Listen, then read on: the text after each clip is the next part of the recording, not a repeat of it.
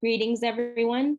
Today is May 5th, 2021, the last day of classes for the spring semester at New Jersey City University. It is 54 degrees and rainy. My name is Lilybeth Mangeris. My pronouns are she, her, hers. I am a junior and currently I'm double majoring in Women's and Gender Studies and History. I am student staff at our Speicher Rubin Women's Center for Equity and Diversity, where I also intern. Our submission for the NJCU COVID Archive will be this video diary entry. Our theme is based on Maya Angelou's poem, I Know Why the Caged Bird Sings. Our staff will be sharing our experiences since the COVID-19 pandemic began, hold powerful dialogue, and what our hopes are for 2021 and beyond.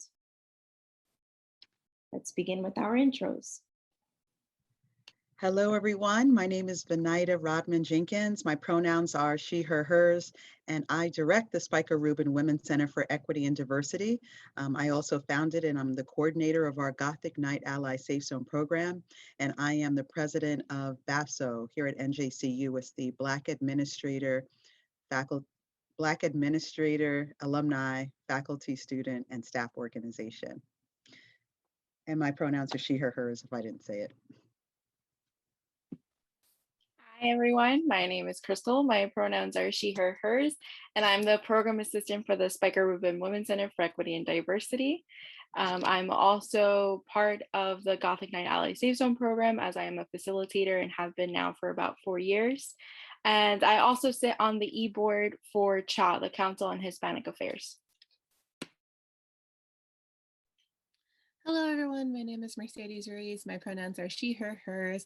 I am the graduate assistant for the Speicher Rubin Women's Center for Equity and Diversity, and also the graduate assistant for the Pride Center, and also the graduate assistant for the Counselor Education Department. I'm doing a lot. I'm in my final semester of my graduate program, and my major is clinical mental health counseling. Hi, everyone. My name is Jasmine O'Valley. I am a senior here at NJCU. I'm currently majoring in health science, public health education, with a minor in women and gender studies. And I'm also currently interning at the Women's Center as well. Hi, everyone. My name is Miriam Pervez. I am a second year at NJCU.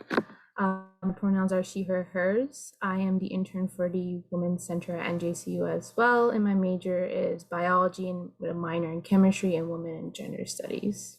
And I'll pass it back to Lilybeth. Thank you, Miriam. Thank you, everyone, for sharing your intros. As I mentioned, I Know Why the Caged Bird Sings is the theme for our COVID-19 Archive Project. So let's start with its reading. The free bird leaps on the back of the wind and floats downstream till the current ends and dips his wings in the orange sun rays and dares to claim the sky. But a bird that stalks down his narrow cage can seldom see through his bars of rage. His wings are clipped and his feet are tied, so he opens his throat to sing. The caged bird sings with fearful trill of things unknown but longed for still, and his tune is heard on the distant hill, for the caged bird sings of freedom. The free bird thinks of another breeze, and the trade winds soft through the sighing trees, and the fat worms waiting on a dawn bright lawn, and he names the sky his own. But a caged bird stands on the grave of dreams. His shadow shouts on a nightmare scream. His wings are clipped and his feet are tied, so he opens his throat to sing. The caged bird sings with a fearful thrill of things unknown but longed for still, and his tone is heard on a distant hill, where the caged bird sings of freedom. Right, we're going to take a few to process what we just read. And as we do that, let's think about how everyone is doing. Do you feel as though you can relate to Maya Angelou's Caged Bird Sings?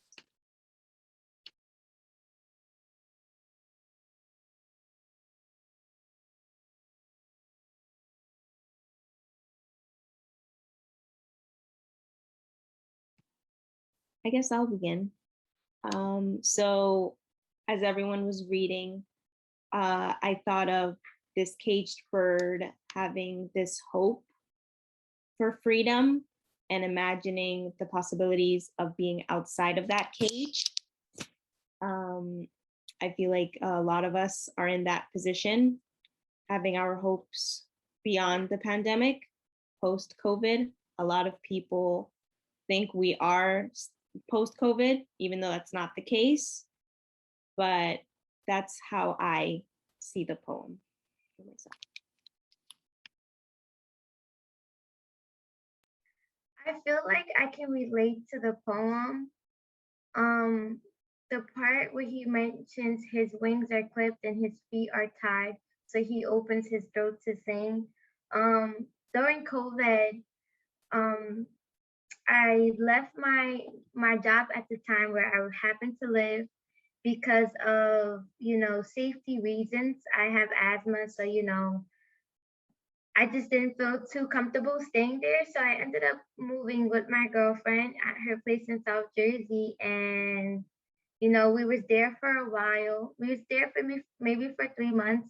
And, we wasn't the most comfortable there.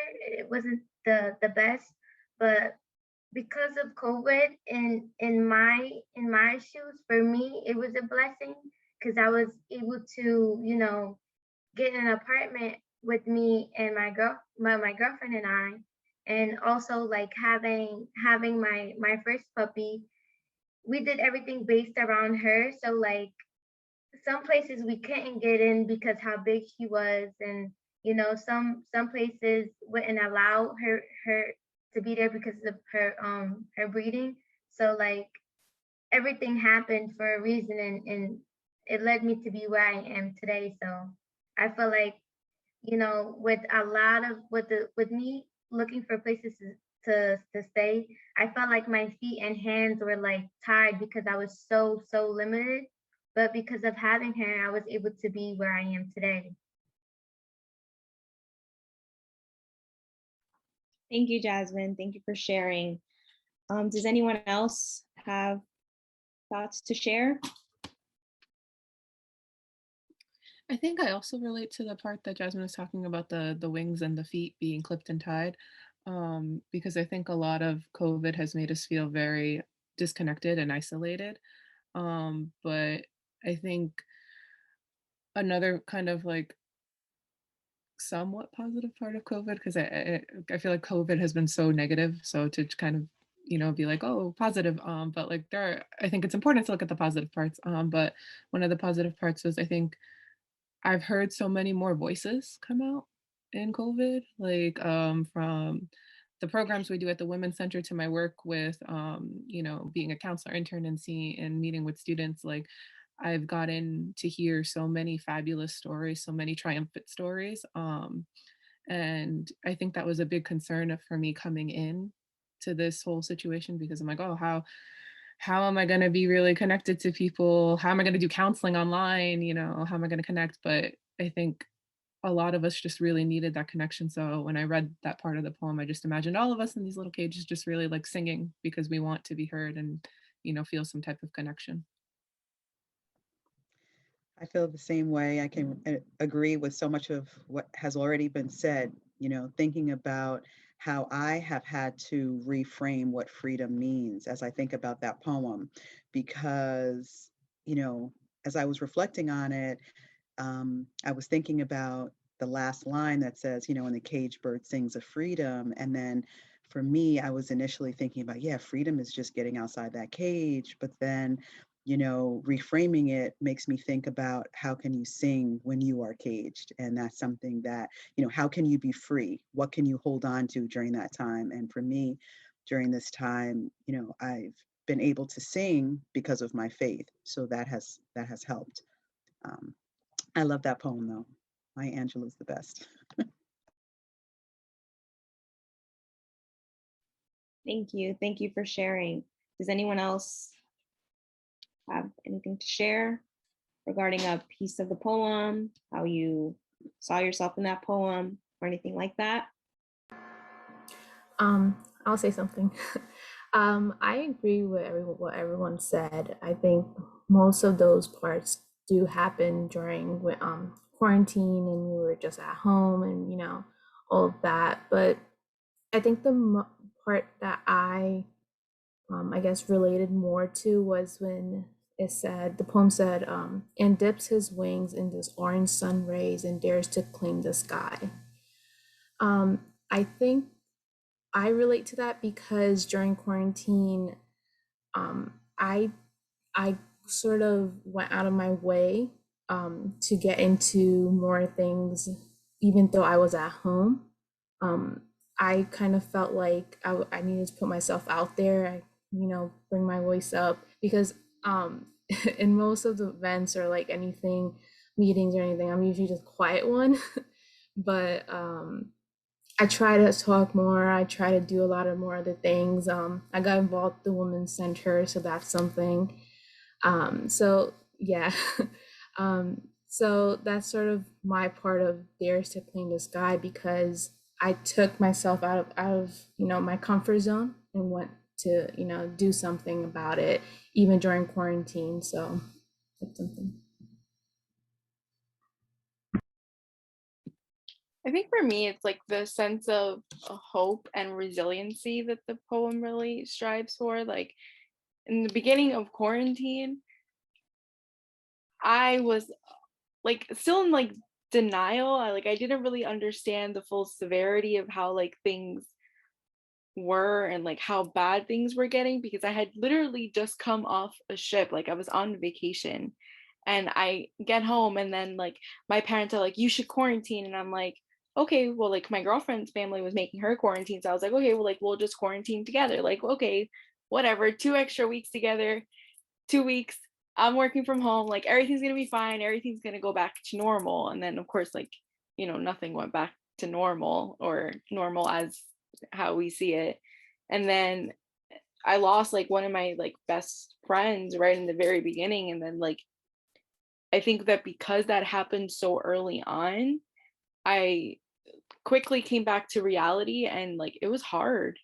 Like it was scary. We really didn't know. And like this was because at first they were saying like, oh, it's like older people who are sick. And I'm like, well, then why is my healthy 25-year-old friend like literally dropping dead from COVID?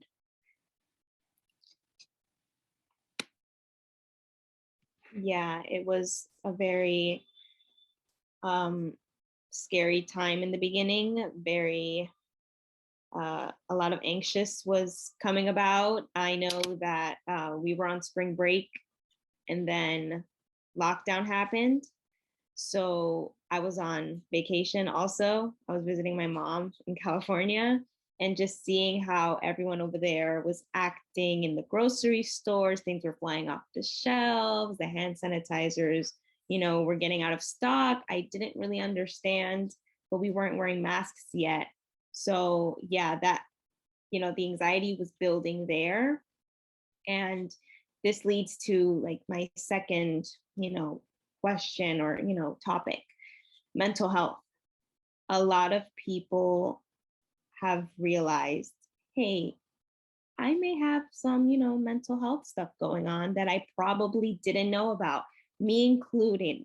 So I wanted to ask all of you, how has your mental health been like, since the beginning of quarantine until, present day? Has it been a positive experience? Has it been negative? Has it been a roller coaster?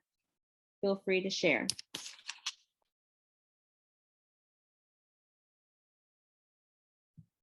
I think I'm gonna go first just because I like was just talking about my friend.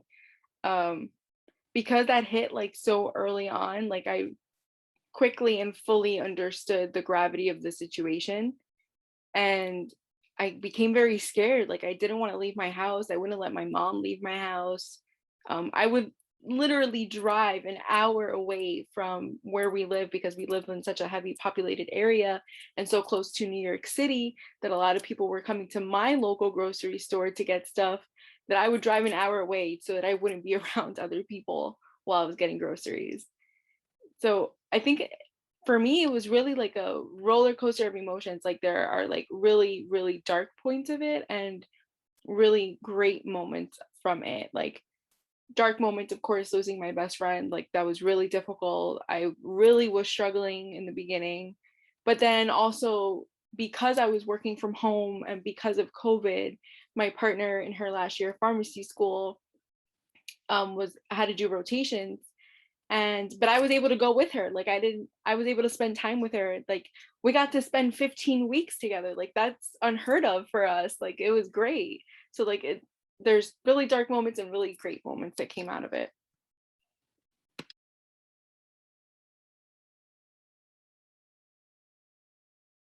Yeah, definitely. I can for sure relate to that. In the beginning of 14, which was March 2020, I was, in the beginning, I was like, okay, I'm a homebody. I don't think quarantine's going to really affect me. That was a lie. 2 weeks in, I needed to go for a drive. I felt so alone in my head. I hope this makes sense. It's like I couldn't really put it into words how I was feeling, but it was kind of I don't know, it was like unexplainable. And I tried to find hobbies, to do at home to keep me busy. And, it was going great. Yeah. And then you get lazy, but lazy in the sense like, okay, we don't see this really, getting any better anytime soon. So what's the point? So I guess that's where it began, my darkest points. And there were moments where I have to ask myself, hey, is this depression? And I'm whispering because I have another individual in the house and he's not so, he's not fond of that word. Also, this brings up the Latinx piece, being in a Latinx household and how mental health is stigmatized. So there were moments where I was, questioning myself, but I was sharing this with a friend and she was like, you know what? It's actually great that you're, this self-aware, that you're recognizing, hey, this isn't really like me. What can I do to help me feel better? And she was like, you brought it up to me. So that's a first step. And I was really proud of that. So yeah, from where I was then to where I am now, it's a process. Definitely. You're working through it day by day. So yeah, I could definitely relate to what Crystal mentioned.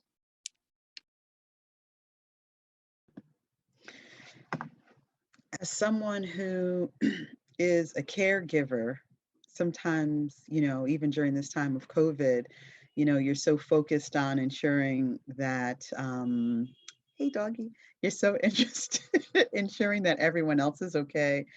I live with my parents who are in their 80s and 90s, and just always want to make sure they're okay. I have a partner, I'm a pastor. It's like all these things for other people. you know, um, it sometimes means that you really have to think extra hard about what is happening in your own life, in your own psyche, in your own head, in your, with yourself. So that's something that I was thinking quite a bit about during COVID. Honestly, I loved being home.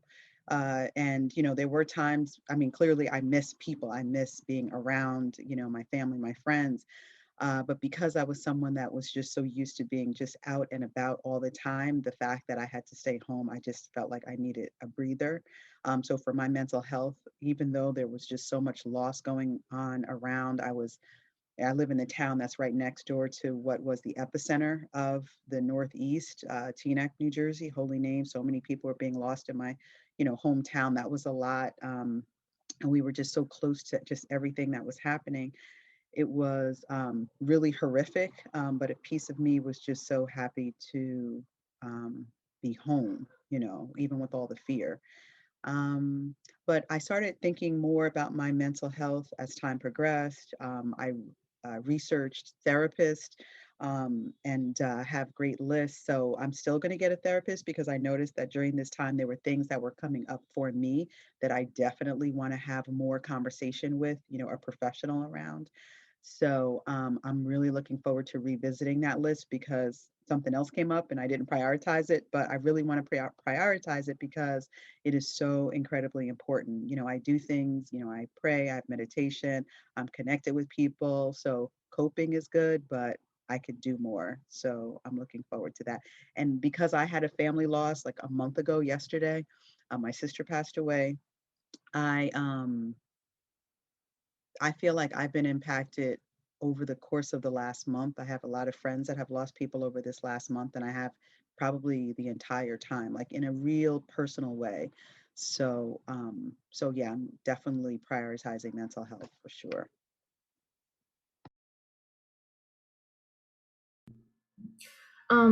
I agree with Winida because I'm also sort of like a caregiver. I take care of my parents, and sometimes when you have parents who are in old age, you have to make sure they're not as exposed to COVID, as I am. And for me, that meant sacrificing a lot of things, such as, going to lab courses that I might have, taken up on during quarantine. And so I think there were a lot of sacrifices that had to be done in order to, make sure the spread isn't, spreading essentially. And as for mental health, I think in the beginning, I was kind of organized. I was like, okay, mom and dad, we have to, take these measures, be careful about this, because in our community, in the Brown community, a lot of these, I guess, like diseases or viruses, they're not taken as seriously as they probably should be. So that was a very big factor into, well, is this really real, right? You know, and me watching the news and like every day was just really anxious for me. I watched the news like every day, and every time I would be on the news, it would be deaths of by COVID um, in America. And for me, that meant having to tell my parents, you have to do this in order to be safe. And then they're like, you know, yes, this happens, but I don't know if it's real or not. I'm like, yeah, it's kind of real, but that was just a struggle in itself to making sure that they're safe as well. And being that my like a priority was making sure that they're safe meant that I wasn't giving enough self-care to myself and self-love to myself. I was sort of sacrificing that part of me for them. And I realized that as quarantine went by, and then after, a little few like buildings or facilities were beginning to open, I would stay home most of my time. I wouldn't do anything. I would become lazy essentially, which was pretty bad for me because in the beginning, before pre-COVID, I would always, I was like this A student and getting on top of everything, being very organized, using a planner. I haven't used a planner in quite a while, but um, and I would never miss a meeting, right? But that was me pre-COVID, and when COVID hit, that was just lost. That didn't, I couldn't find that part of me anymore. And so now I'm just working through that, making sure, my priority is me first. So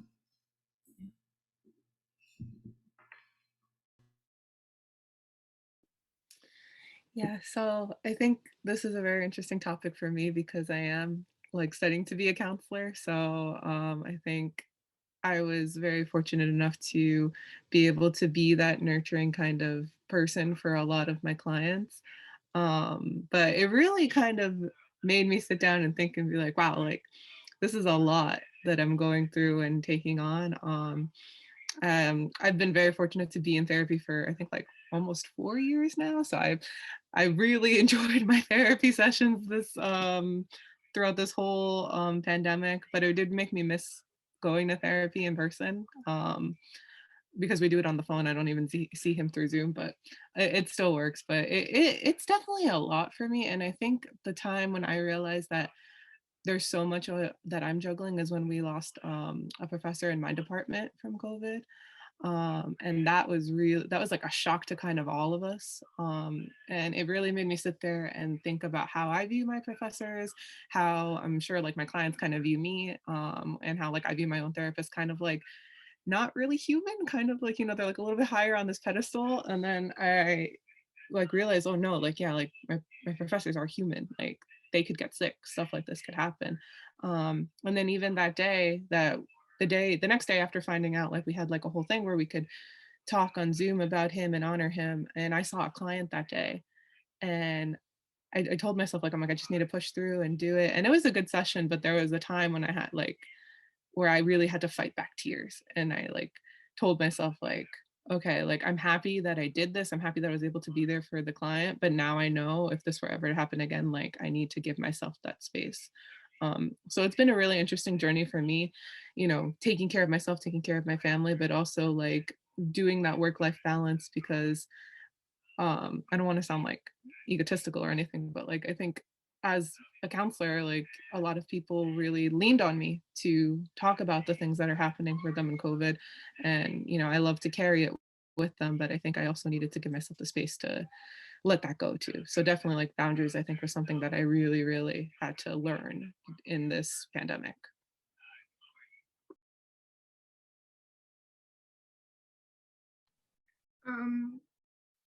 My experience with mental health in the beginning of COVID was a bit hectic because, like I said before, I had to choose if I wanted to leave my job or not, which was a big deal for me.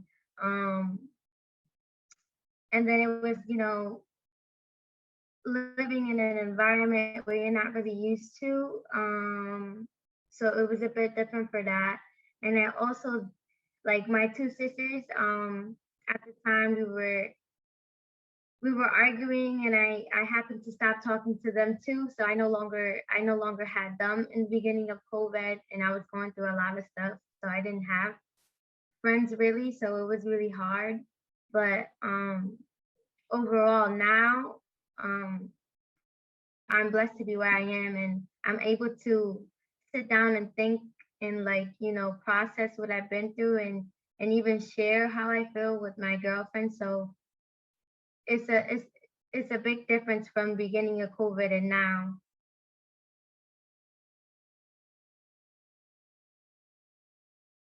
Yeah, definitely. To think back that this was 14 months ago and to fast forward to now, how things have changed like incredibly. I know, Jasmine, you mentioned, you know, leaving a job, you know, for your health and whatnot. And there was a point in my mental health where I felt I was definitely like the edge, and I had to do what was best for me, which was to leave the work environment that was quite honestly making me sick mentally. And then it was manifesting to the physical, where I just didn't feel great at work. I would get headaches that would turn into migraines. And then, you know, that those little stomach aches where you get from anxiety. And it was, you know, it was a lot to get to that point, but then to sit down and be like, hey, I need to leave, or I don't know what's going to happen to me. And luckily, you know, I spoke to Venida, and she had a position open here at the Women's Center. And I can honestly say it was one of the greatest decisions I've ever made. And I am so grateful to her every single day. And also, one thing that, you know, quarantine has brought about was realizing where my passions are. Before quarantine, before the pandemic, I thought I had an idea on what I wanted to do for the rest of my life. And that wasn't the case. I realized, hey, my heart is with women's and gender studies and working in gender equity and whatnot. So it's, it's crazy to think about, like, hey, I thought I had my life planned out, and then the pandemic happened, and then a lot of people are really, stepping into their voice, and they're like, hey, maybe this is not exactly what I want to do. Let's try something else, and actually pursuing their dreams. It sounds a little corny, but people are pursuing their dreams, their passions. What's their purpose? They're not really caring about, the career aspect. Of course, some people are, and they're mixing the both together. But definitely, from where I was in the beginning of the pandemic, mid-pandemic, making that realization that I had to leave, and then now I have an idea of what I want to do for the rest of my life. And it's insane to think that a pandemic had to make this happen, but it's really, really interesting to think about, for sure. Makes me think about, when people talk about, pivoting, like people have had to shift during this time, they've had to pivot during this time. And it seems like when folks are pivoting and shifting, it's to more fulfilling experiences. So I think that's important for us to, think about that. That's great.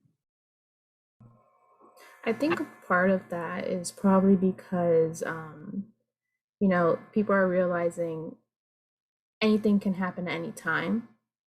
COVID can hit anyone. You're not invincible.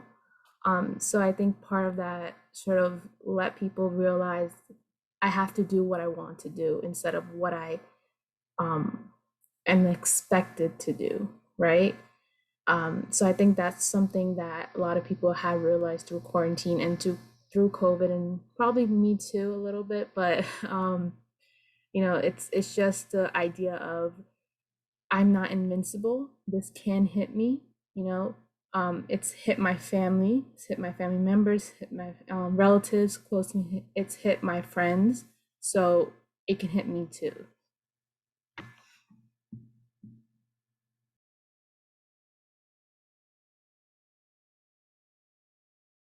Yeah, for sure. Miriam, when you brought up it can affect me too. This entire time, the past 14 months, I tried to be as careful as possible, and so did my dad. And at one point in time, it was late October. It was the day of my birthday, and my dad had to get tested. And 2 days later, he comes out positive. That felt like a ton of bricks on top of me. I wasn't worried about if I got sick. I was worried about his health. He's over 65, and it was a lot. It's crazy to think about that, he's healthy now, and I'm so grateful. But back then, like, we had to go to the hospital so many times. We were so unsure of what was going to happen. There was a point in time where his mental health at one point was like, it's over for me. And that's so real. Like, a lot of people are realizing that this is a deadly virus. And, we were so confused. Like, we did all the measures that we had to take. Like, how could this have affected me? But, we got through it, and it was rough. It was like the time he was sick, and then the post, sickness, which is where he had like long hauler symptoms. So he had a really bad cough. And then now we're in allergy season, and any little thing will trigger this cough. And, it makes you think like, hey, someone that didn't even have, lung issues now is easily affected by pollen, like cleaning products, at home, little stuff like that. But yeah, it's a lot to go through, but I'm so thankful to all of you here at the Women's Center for being that support because it was not easy, but you know, we're working through it. I'm glad he's better. Thank you. Thank you. So, aside from that, are any of you practicing self-care? We've talked about mental health. What are you doing for yourself?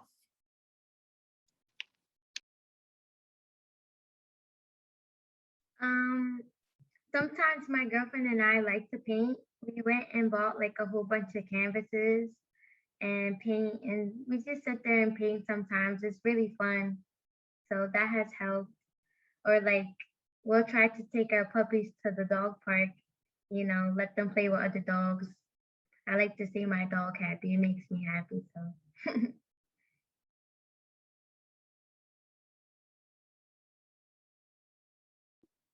I think for myself, so I have like professional self-care and then like personal self-care. So professional self-care is like I only do like professional meetings or see clients here at my desk right here.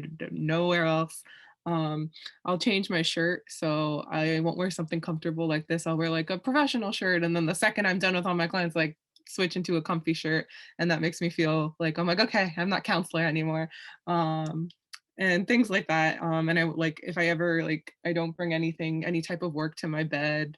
Or if I do, it's just classwork and it's easy, not type of any type of a client work. So just for that um way for so I can unwind and just be like, okay, Counselor Mercedes is going to bed, regular Mercedes is back. And then personally, like on the weekends, my family and I, my fiance and my son, we do like little movie nights or we'll watch like shows that we need to catch up on. And I really like make myself like close my laptop, don't look at my Outlook, and just be like, okay, like this is weekend. And it's hard because I feel like I have a lot to do and I have like my counselor exam coming up next week, but I'm really just telling myself like you're gonna burn yourself out. You need to relax. So that's my self-care. Yeah, burnout is very real. Zoom fatigue has become a thing. And I wanted to ask all of you, what are your favorite ways to unwind and disconnect? Separating school, work, personal life.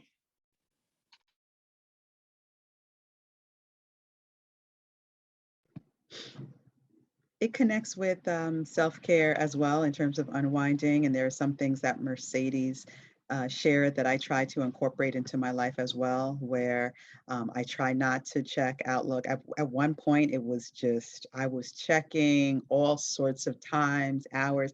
I didn't care what time I was like responding to people. And I'm like, oh, I need to bring that in a little bit. So I'm better with boundaries and even particular conversations that I'm having about work that are not pleasant. I try not to like have long conversations about it outside of work hours, only because I'm like, oh, this is my time, this is my home, this is my space. Like I don't want that invading, my safe space.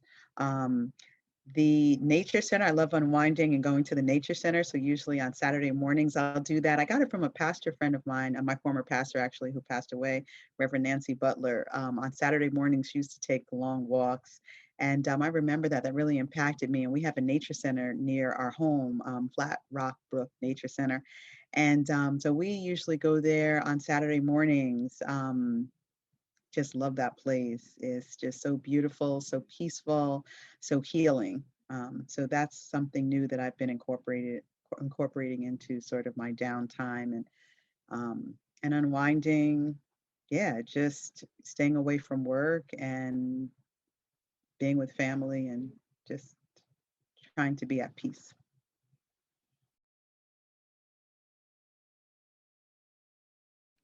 I can definitely relate to being at peace, spending more time with family.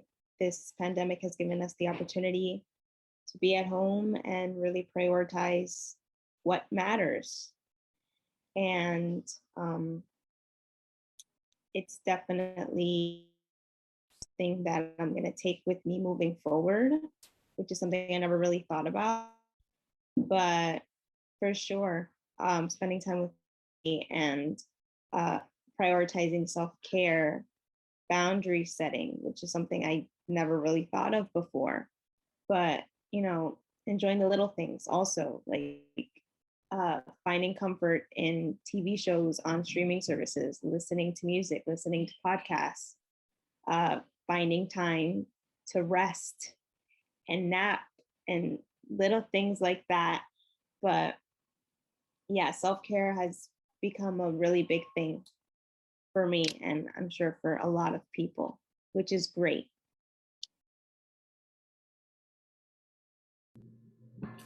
I think my idea of self-care during quarantine was it's because I'm somewhat of an artist. I like to draw a lot.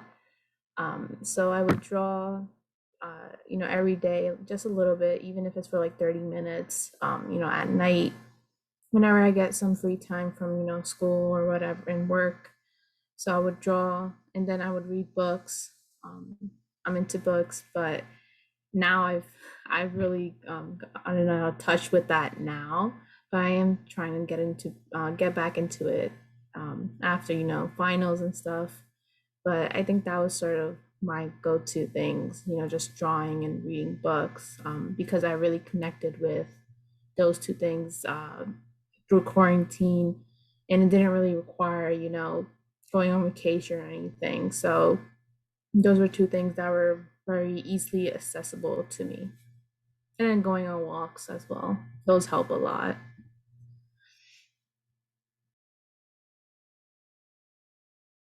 Yeah, going on walks for sure, getting fresh air.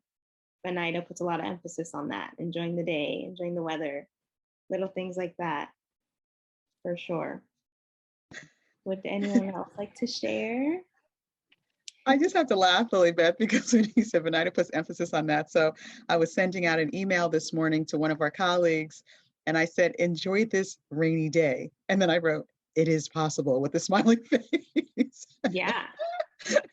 Like walks in the rain, it's okay. Or just like not being so like gloomy every time it rains. Like we don't have to always just be so down and out when it's raining outside. So anyway, that's just funny that you said that. Yeah, definitely. It's raining, yeah. but it's getting a little warmer, which is great. I agree though, honestly. I think it is possible to have a great day on a rainy day because I love rain. So I just like to, really watch rain, and it's just my thing. A lot of people might not like rain, but I do. So, and I do take rainy walks. It's all about that perspective. I don't like the rain if I'm outside, but if I'm inside, ooh, that sleep be good. Yeah, especially in the summer when it's raining or it's pouring and then you have the air conditioner on and you're under the covers, it hits different. I know that. I know that's for sure.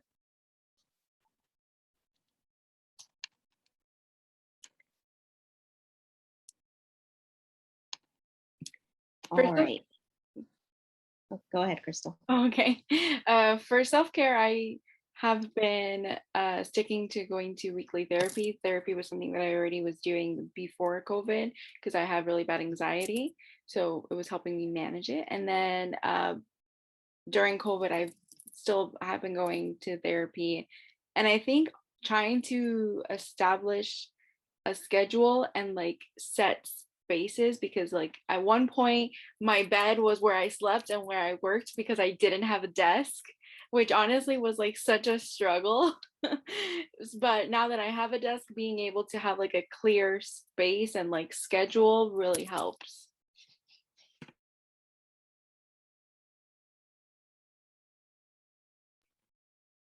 For sure. We're getting light in the conversation, which is great. So this leads to, in March, we had hope for the months to come after. It was March. We were thinking about April. Was lockdown going to be lifted? In May, was lockdown going to be lifted? Once it was June, things were opening back up again. So where does your hope lie presently, right now, May 5th, 2021.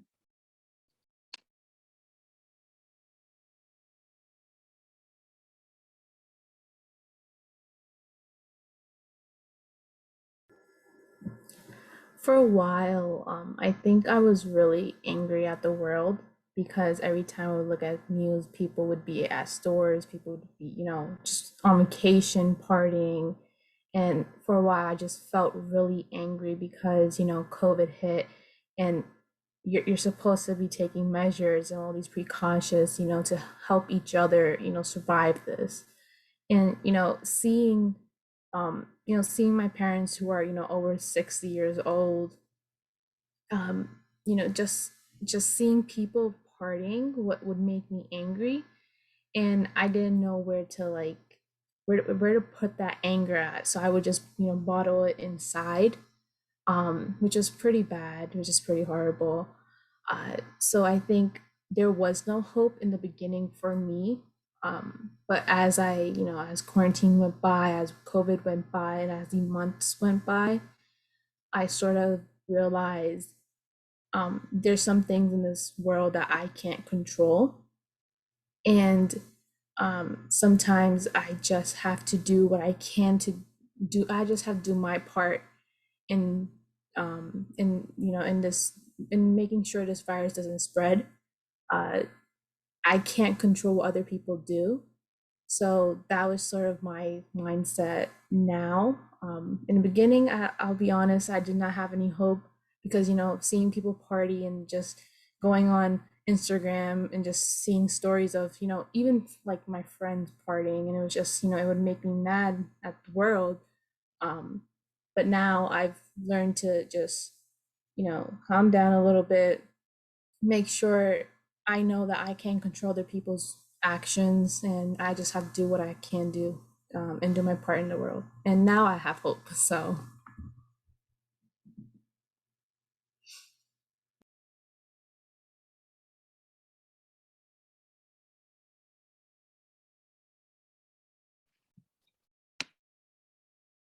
Go ahead, Crystal. I would agree with what Miriam said. Like, I feel like in the beginning, because everything was like so dark and like there was so much unknown too with everything, it was so hard to like have hope. But I think that now things are like slowly opening up. In a couple of weeks, like restaurants and gatherings and everything, there's not going to be like a limit. So like I feel like things are starting to like get better. I don't know that I would necessarily say that like once everything opened, it's like we're all good, it's all over. Like I still think it's going to be a while before we get to that point where everything is okay. And it was almost like we all like it, well, it is like we all experienced this really traumatic thing together. And because like it was so bad here in New Jersey and like in the areas that we live in, I feel like a lot of us have like PTSD from that and are like scared to like leave our houses. Some of us, like, it fluctuates. Like some of us are like totally over it and we just want to go out, and some of us are still like really scared. Like, and I feel like I came to this realization because like I have family who lives in Florida and their experiences were very different than ours. And because they had their like their influx in numbers like a couple of months after we did. So when they were here recently, like we got to like talk about like the experiences that they had, the experiences we had, and like from a distance they didn't really understand like why we were so guarded and why we were so scared and why we weren't traveling and why my grandma wasn't allowed to leave the house. Like they didn't really understand. And then when they were here and they saw it widespread amongst everybody here, they understood.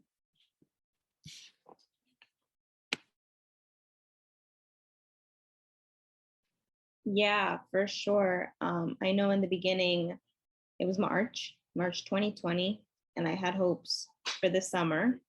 But in the back of my head, I was like, hey, there's a second wave, expected to happen. So should I be that hopeful? And then, we got sick at home. things started to look up, and where we are now, I'm definitely hopeful that, things may not be 100%, back to normal. I know that the CDC came out that you can wear, like, that you don't have to wear your mask while you're outside, but I'm still going to, just for my peace of mind. And I'm gonna have my dad do the same as well. I mean, he was planning on doing it anyway, even though, we are fully vaccinated.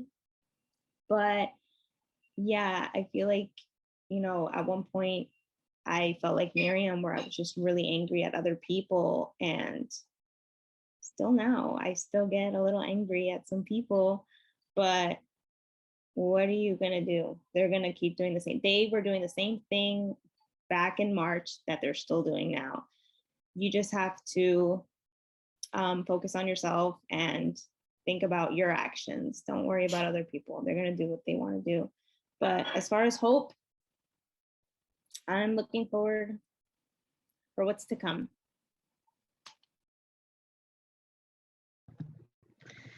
So one of my innate strengths is the way that I'm wired is to be positive. So that's in the strength survey, right? So I understand that, and for a long time, this has been throughout my whole life, even though a lot of things may be happening around me, there's just something in me that helps me to remain hopeful. So now, in just thinking about what that is, I know that's because I was exposed to Christianity very, very young.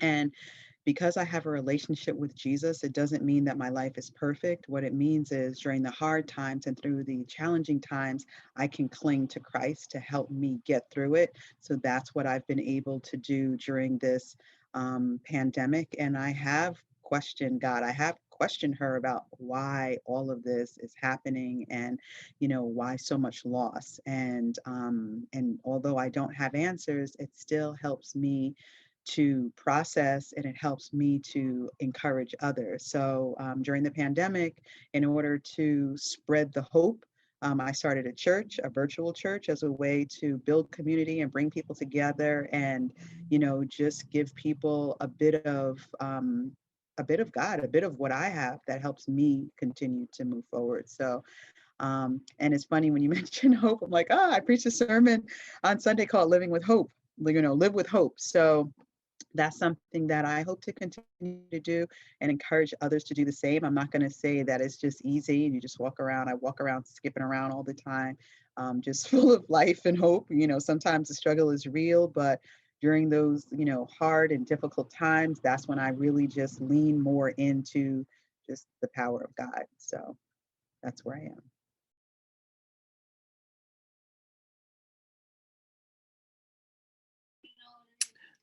I'm sorry, I don't know if you hear him. My son is talking to his cousin. But I think for me, my hope lies in like the scientists and everyone who are like way, way smarter than I am, who are coming up with like these vaccines. I know they're not like the end all be all and are the thing that's really going to save us, but I think it really gives us a better fighting chance.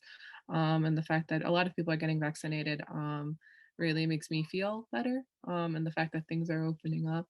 I'm hopeful that tomorrow, because my son goes back to school for the first time since March, that it's going to go well. I'm really scared, but he's really excited. I'm hopeful that things are getting better, because it was interesting. Yesterday I was talking to my dad, and we were talking about vacation, something that seems so like out of the question right now.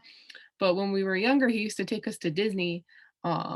And it was like the best week of my life. Like I have such great memories of going with my dad and my sisters to Disney. And I was talking to my son about it, and I was like, I always ask him, I'm like, okay, the first vacation we can go on after COVID, like, what do you want to do? Where do you want to go? And he's like, I want to go back to Disney. So I told my dad, like, oh, the baby wants to go back to Disney. What should you like? Are you ever going to come back with us? Because like my dad stopped going to Disney because it's expensive.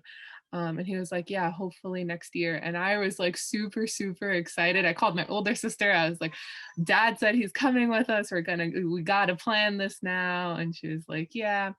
So I'm really like, just having that little bit, like, who knows, maybe next year will come and we can't go to Disney because who knows what the state of the world will be then. But just having this conversation just really filled me up with so much light. And another thing I'm hopeful for, that I'm super excited to tell all you, and a little bit nervous, but I am pregnant. So hopefully that will go well. So yeah. Congratulations. Thank you. Thank you. Congrats! Congratulations. Thank you. I didn't mean to steal the spotlight. I was like, this is a great question to tell them. Steal it. You're Yeah. not stealing the spotlight, and earlier you weren't egotistical when you mentioned, just to let you know. Congrats.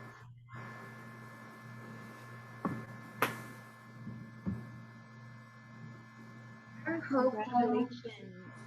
Yes, congratulations again. I'm so happy that you shared that. It put me in a better mood already just by hearing that, you know.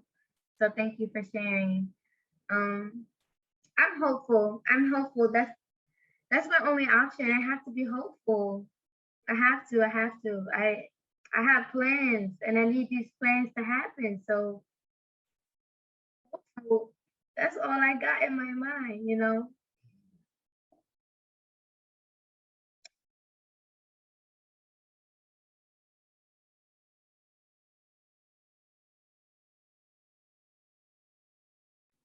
Would anyone else like to share before we wrap up? Okay. So before we finish, I'm going to ask 2 questions. My first question is, what's a habit that you picked up in the pandemic that you intend to keep? If you did pick up a habit or a hobby.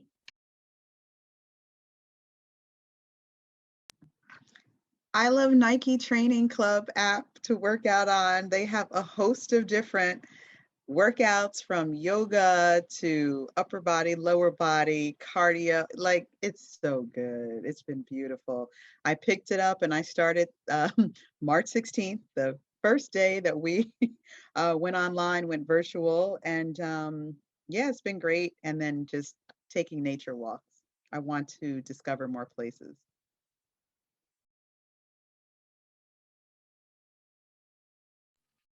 I love that. Thank you for sharing. One habit that I picked up on during the pandemic is being mindful and being more present. We oftentimes think a lot about the future or the past, and sometimes we should, think of the now for sure. And, for me, being present and, having that attitude of gratitude together, it's just, things are looking up and they make me excited for the future and writing down these goals that I want to meet for sure. So it's definitely being present and being grateful for what you have right now, despite this worldwide pandemic.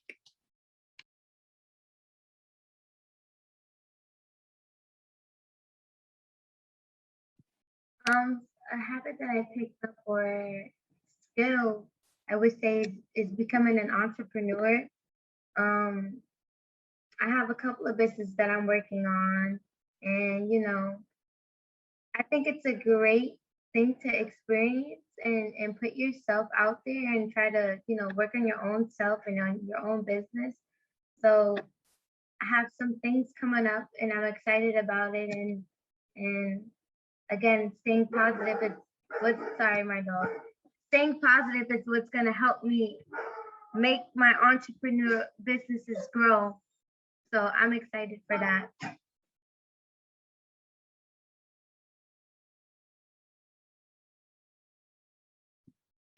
I would say definitely being more intentional with my time and what I'm doing with my time.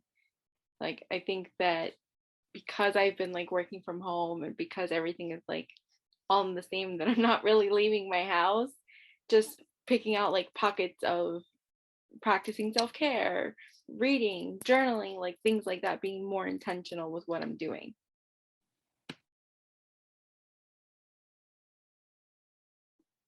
I agree with Crystal. I think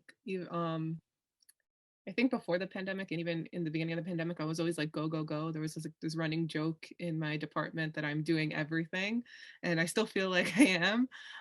So I think really a habit that I picked up was really allowing myself a break and being okay with that and trying to kind of calm that voice in my head that says, you have stuff to do. Why are you taking a break? And me just going like, nope, nope, nope. Like, we're not listening to you right now. I'm going to watch TV or just lay down in bed. So that's what I think I want to really hold on to going forward. I agree. I also picked up this habit of sort of taking breaks or mini breaks between meetings or between work or like, classes, class time. I actually picked it up from one of the women's conference we went to. One of the guest speakers mentioned, taking mini breaks during meetings and whatever like day-to-day activities you do. And I thought that was really helpful. So I used that.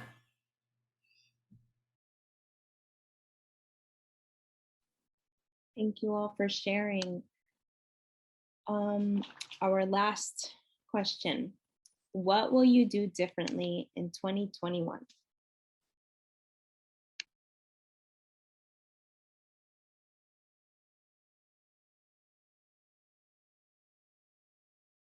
I'll start us off. One thing that I learned while working at the Women's Center is not being as, shy as I usually am and trying to step into my voice more and voicing my opinions, in relationships in my life, little things like that. If I'm upset or if I feel uncomfortable, I have to share what I'm feeling. Like, I can't just hold it in. People aren't mind readers, right? And that's another thing. Other people have to voice, their opinions to me. I'm not a mind reader. If something's bothering you, share it with me. Also, just basically set boundaries more with, relationships in my life, or, whether it's work or school, stuff like that. Definitely, like, I'm not here to get, stepped all over. Like, there's little things like in family, like if I'm having a discussion with someone, I'm going to drop it. I'm not comfortable with this conversation. That's it. It's little things like that. Cause oftentimes your family members push you. They want to push you. They want to push you. And now more than ever, I've realized in the pandemic, like, prioritize yourself. Like, it's okay. The rest of the people in your life, they're going to be fine. Focus on yourself, focus on your growth, and everything will begin to fall into place.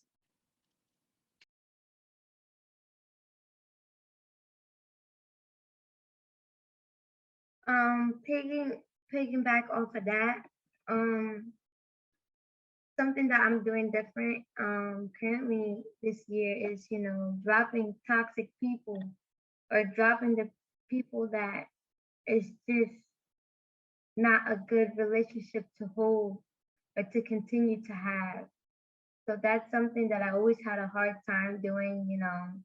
I'm always want to fix and fix and fix. And sometimes you have to realize when you did your part in fixing, and, sometimes you have to love a person from far. So I've learned to do that this year, and I'm going to continue to do that.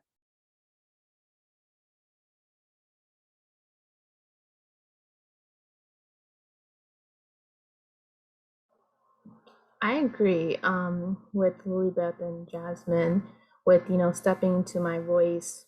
With the conversations I had with Manida and Crystal and, the rest of you, was just like, it made me more confident in my voice to, voice my concerns and talk about a lot of things and just, be included into conversations. So that really helped. So thank you for that.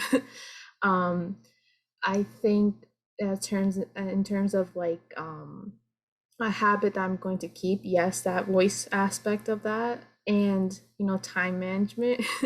I would try to now I can't believe I used to wake up that early for school. But now I'm more so, okay, maybe I need a little more sleep than usual. Maybe I don't need to wake up at like 5 o'clock in the morning to, get ready to go to school. I can give myself a little more rest than usual. So I guess that's the positive part of COVID.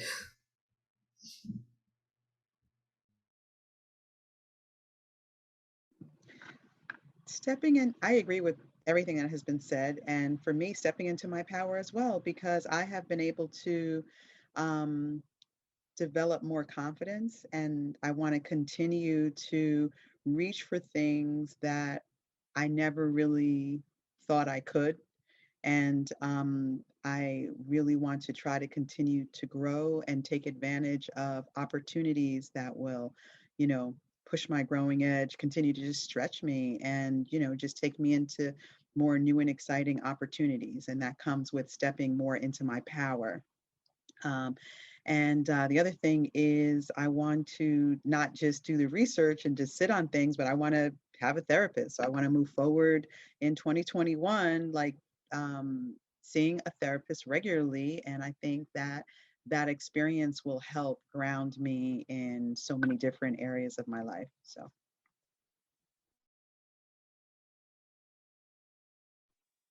So I also agree. I think in 2021, I really want to continue building my confidence, personally and professionally, because if you would have met me spring 2020 before this all happened, oh no. Okay, sorry, my computer froze. Everything okay? Okay.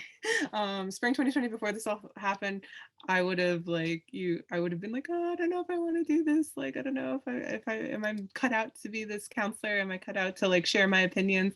And now I'm just like, okay, I have something to say. I'm still a little like, so there's always room for more growth, but I think I'm definitely a world apart from where I was last year. So I definitely want to continue that, and definitely want to continue taking care of myself, self-care, the boundaries, because I really the beginning of this pandemic, I was like, I am working more than I ever worked before. And now I'm just kind of like, okay, I survived that. We're not doing that again. We are taking more time for ourselves. So that's what I think I want to continue in 2021.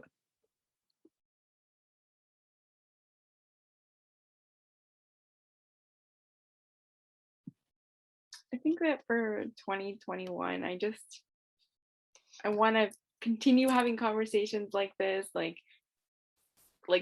like what's happening in the world, and you know,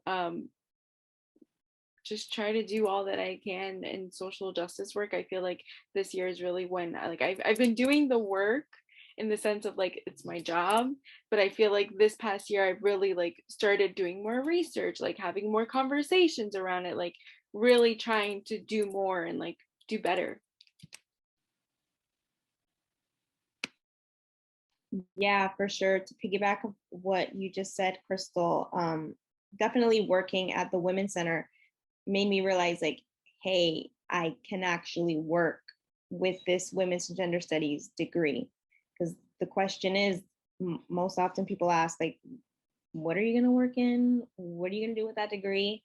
And it inspired me from the work that we're doing here at the Women's Center to bring that to my community here in Union City. So I hope I can help make that positive impact for not only our residents, but our youth, which I'm really excited about. And I'm feeling very empowered, feeling very encouraged. And that's thanks to every single person on this phone call. But yeah, I'm excited for the future because I was on a phone call yesterday, and one of the people that I was speaking to that's going to work with me, he said, I'm really grateful for what you plan on bringing to this community. He's a member of the LGBTQ community. Fun fact, he was a part of the LGBTQ Alliance in Rutgers. He hates to mention it, but this was back in the 80s. But he always mentions that, and he still is very much involved. And he was like, thank you, for bringing this to the community, and especially being a young person, because, usually young people are sometimes intimidated, or, if I wouldn't have worked here at the Women's Center, I probably wouldn't have done that. I probably would be too scared, but definitely I'm stepping into my power, like Venida said. So I'm very hopeful. I'm very excited for what's to come.